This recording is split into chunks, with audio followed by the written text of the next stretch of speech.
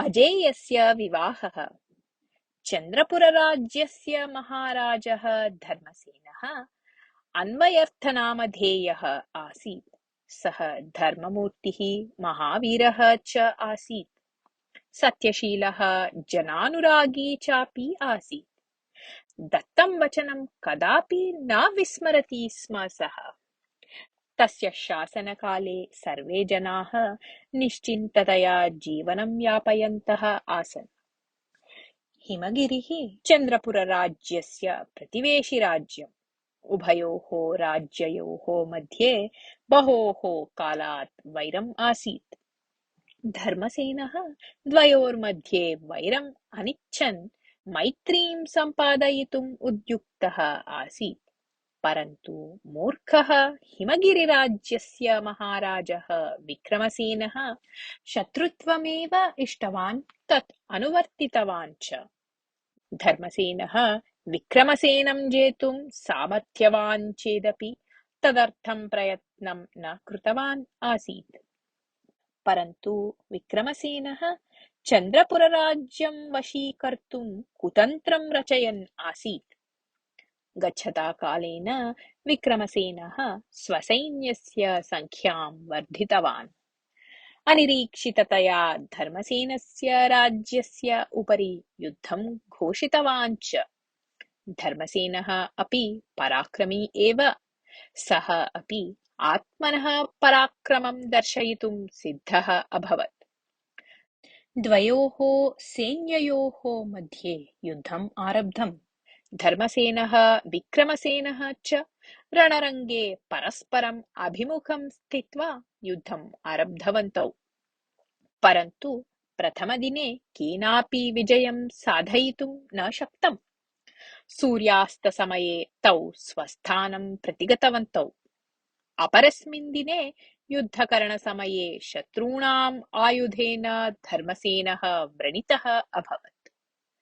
सः युद्धरङ्गात् स्वस्थानं गतवान्।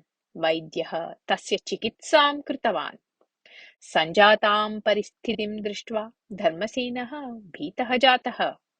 किं करणीयम् इति यावत् सः चिन्तयन् आसीत्, तावता सेनापतिः तत्र आगत्य, महाराज, भवतः चिन्ता मास्तु। अहं मम सर्वशक्तिम् उपयुज्य विक्रमसेनं जेष्यामि इति उक्तवान्। सः सेनापतिः राजभक्तः, धैर्यवान् च, परन्तु युद्धतन्त्रं विशेषतः न जानाति स्म। एतत् सर्वं धर्मसेनः जानाति स्म। तदापि अनिवार्यपरिस्थितौ अन्या गतिः नास्ति इति कारणतः तथैव भवतु इति सः अङ्गीकृतवान्। रात्रौ चन्द्रपुरसैन्यस्य कश्चित् सैनिकः धर्मसेनस्य समीपम् आगत्य, महाप्रभो, मम नाम अजेयः।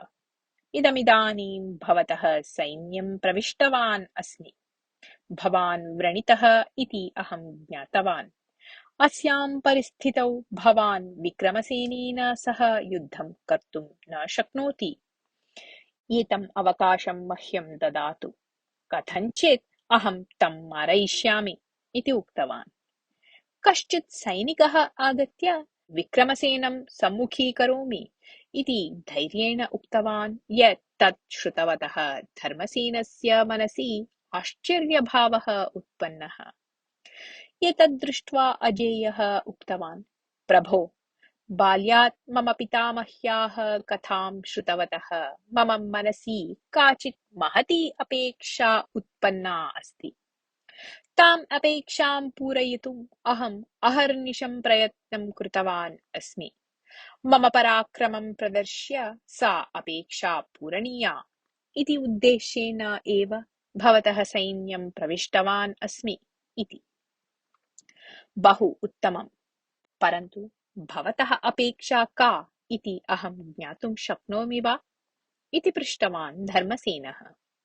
तदा अजेयः उक्तवान्, प्रभो, मम अपेक्षां विक्रमसेनस्य मारणानन्तरम् एव अहं प्रकटीकरिष्यामि। परन्तु भवता वचनं दातव्यं यत् भवतः अपेक्षां पूर्णं करिष्यामि इति। धर्मसेनः क्षणकालं यावत् मौनं स्थित्वा, अजेय, भवान् निश्चयेन विक्रमसेनं जेष्यति इत्यस्ति चेत् भवतः अपेक्षां पूरयिष्यामि इति अहं धर्मदेवतायाः साक्षितया प्रतिज्ञां करोमि इत्युक्त्वा सेनापतिम् आहूय प्रवृत्तं सर्वं विवृतवान्। अपरस्मिन् दिने रणरङ्गे अजेयः विक्रमसेनस्य सैनिकान् मारयित्वा विक्रमसेनस्य पुरतः आगतवान्। तदा विक्रमसेनः अजेयं जेतुं सर्वशक्तिम् उपयुज्य युद्धं कृतवान्, परन्तु विफलः जातः। सः युद्धभूमितः पलायितुं प्रयत्नं कृतवान्। तदा अजेयः विक्रमसेनस्य शिरः एव कर्तितवान्। महाराजस्य मरणं दृष्ट्वा सर्वे अपि सैनिकाः नितरां भीताः सन्तः रणरङ्गतः पलायनं कृतवन्तः। अजेयस्य विजयं दृष्ट्वा धर्मसेनः आनन्देन अजेयम् आलिङ्गितवान्। तस्य अभिनन्दनं कुर्वन्, अस्मिन् सन्तोषसमये भवान् स्वस्य अपेक्षां वदतु। दत्तं वचनं परिपालयन् अहं भवतः अपेक्षां पूरयामि इति उक्तवान्।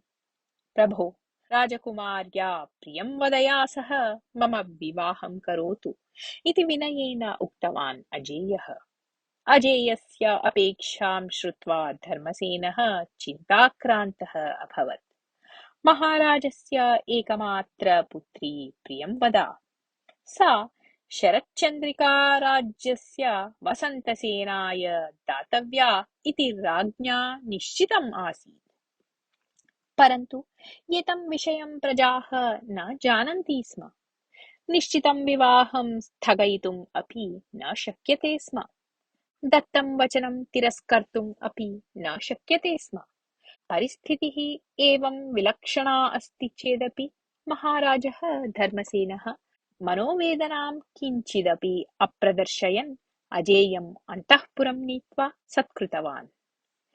तद्दिने रात्रौ धर्मसेनः प्रियंवदायाः पुरतः सर्वं विषयं विवृत्य, यदि भवतीम् अजेयाय दास्यामि तर्हि अहं वसन्तसेनविषये वचनभ्रष्टताम् आचरितवान् भविष्यामि। वसन्तसेनाय भवतीं दास्यामि चेत् अजेयस्य विषये वचनभ्रष्टता आचरिता भविष्यामि इति उक्तवान्। प्रियंवदा बुद्धिमती। राज्यपरिपालनविषये सा आत्मनः अभिप्रायं सूचयति स्म। सा पितरं धैर्यवचनानि वदन्ती, तात, कस्यापि अप्रीतिः यथा न स्यात् तथा अहम् एतां समस्यां परिहरिष्यामि। भवतः वचनभ्रष्टता न भविष्यति एव इति अभयं दत्तवती।